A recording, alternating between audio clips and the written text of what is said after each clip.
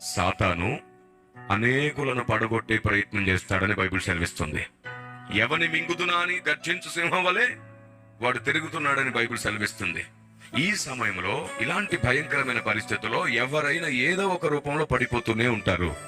అలా పడిపోతున్న వారందరినీ జాలిపడి లేపాలే గాని తిరిగి వారిని పడగొట్టేటట్లు మనం అధిక నీతిమంతులై మాట్లాడనే కూడదు. ఎందుకంటే ఒకడు ఒక విధముగా పడుతున్నాడని నువ్వు వాడిని నిందిస్తే నువ్వు ఇంకో విధముగా పడే అవకాశం కూడా ఉంటుంది. వాడు చేసిన తప్పు నువ్వు చేయకపోవచ్చు, కానీ దేవుడు చూడగలిగే తప్పులెన్నో మన జీవితాల్లో ఉన్నాయి. భక్తుడైన దావీదు అంటాడు, నా దోషములు నా తల వెంట్రుకలను మించి ఉన్నవి అంటాడు. కానీ బెత్షెబా భర్త విషయంలో దావీదు చేసిన మిస్టేక్ మళ్ళీ ఎప్పుడు చేయలేదంట దావీదు. మరి తల వెంట్రుకలను మించిన దోషములు ఏమిటి?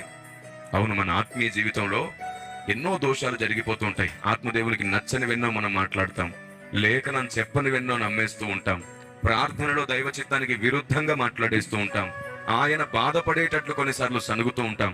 ఇలాంటి దోషములు వందలు మన జీవితాల్లో జరిగిపోతూ ఉంటాయి. అలాంటి దోషములు కూడా మన జీవితాల్లో నుండి ఎప్పటికప్పుడు తొలగించుకోవడానికి మన ఆయుష్ను దేవుడు పెంచుతూ ఉంటాడు. పరిశుద్ధాత్మ దేవునికి దుఃఖం కలిగించే స్వభావాలు మనలో ఎన్నో ఉంటాయి. వాటన్నిటి నుండి మనల్ని శుభ్రపరచడానికి ఆత్మదేవుడు మనల్ని నడిపిస్తాడు, సరి అయిన ఆలోచన బోధిస్తాడు మనకి. Praise the lord.